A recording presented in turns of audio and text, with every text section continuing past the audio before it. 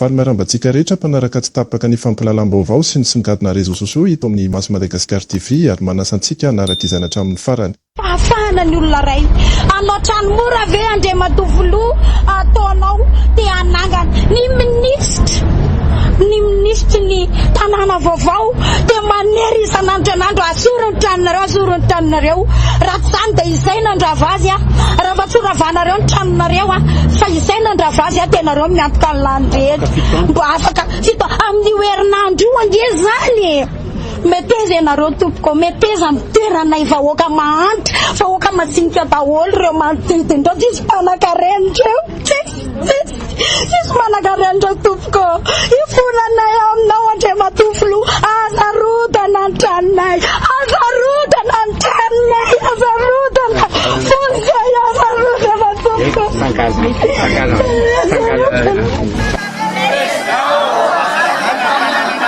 trano manodidina ny 300 sy tany amany hektara no kasain'ny fanjakana lainy izay voakasika amin'ny fanatanterahana ny tetikasa fahantarana ny lalana mampitohy ny Tsarasoatra Ivato izay tafiditra ao anatin'ny tetikasa Lakiarivo. Terena ankolaka ireo mponina voakasika eny Ivato hiala amin'ny tranony ao anatin'ny fotoana fohy saingy tsy manaky izany reto mponina ireto raha nambaran'izy ireo naritra ny fampiantsoana mpanao gazety nataony androany. Taorian'ny fahavitan'ny lalana Tsarasoatra Ivato dia efa nisy ny fangatahana anorina trano nataon'izy ireo teo anivon'ny commune Ivato ka lavin'izy ireo ny filazana azo nanao fanorenana tsy ara-dalàna. Ny zavatra misy zany dia hoe atao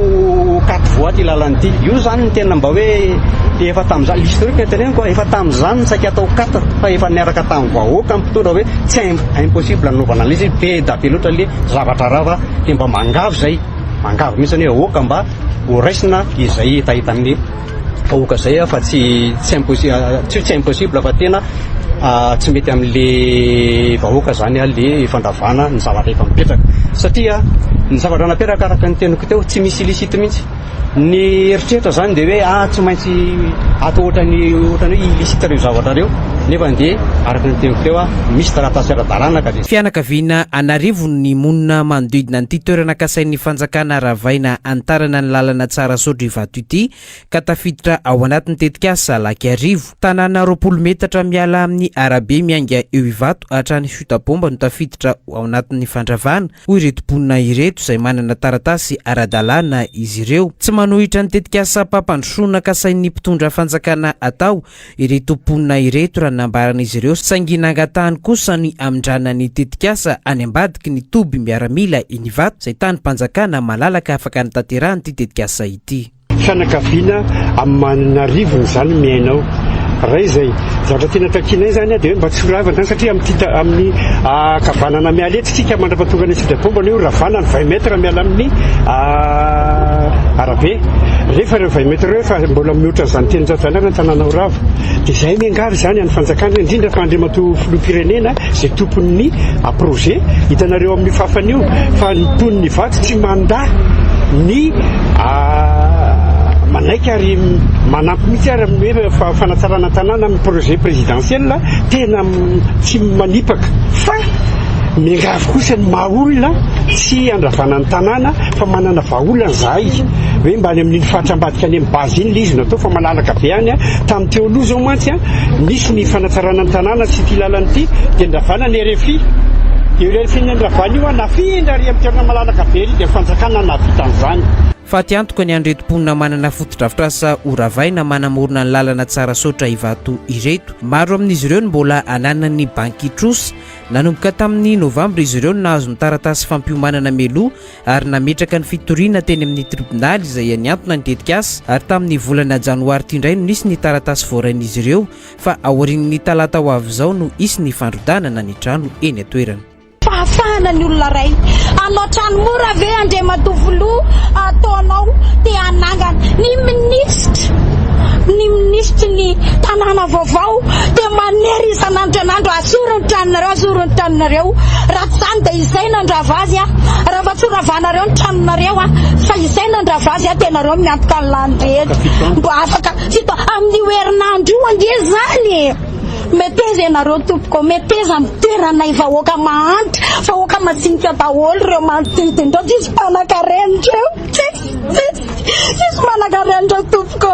ifonanay aminao andre matofolo azarotana ny tranonay azarotana ny tranonay azarotana fonzay azarotana tompoko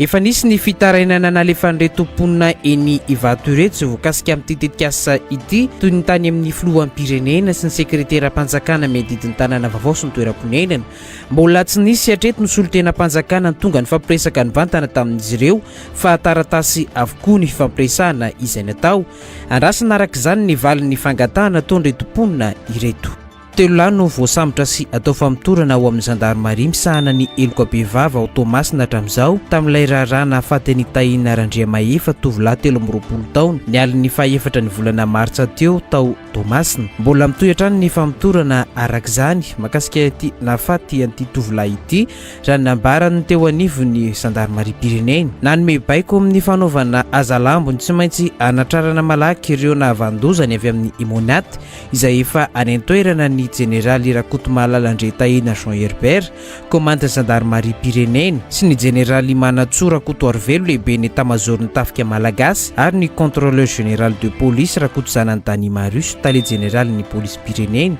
izay misy ny hetsika fampandrina fahalemana manokana tanterahan'ny FDS ao Tomasina andro manalina amin'izao fotoana izao. Tonga eto ny Emonat iraky ny fitoram-panjakana mba hijery ny paikady maombya sady maritra mba amerenana n'izany filaminana sy fandriampahalemana izany. Noho izany dia nanatanteraka izahay dinikasa sy fivorina niarahana tamin'ireo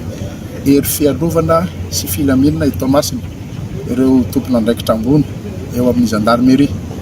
eo amin'ny tafika malagasy ary eo amin'ny police pirenena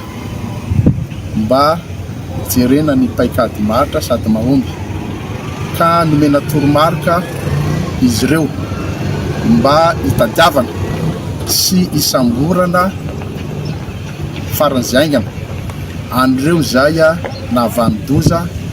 tamin'ny famonoana aniny tovolahy izay vao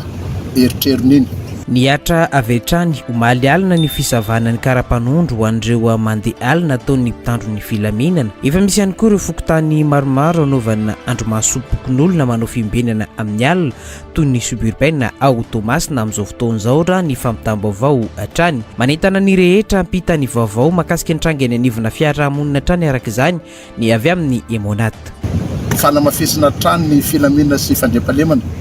eto an-tampon-tanànan'ny Tomasina dia nomena baiko izy ireo mba hanamafy hatrany ireo fisafona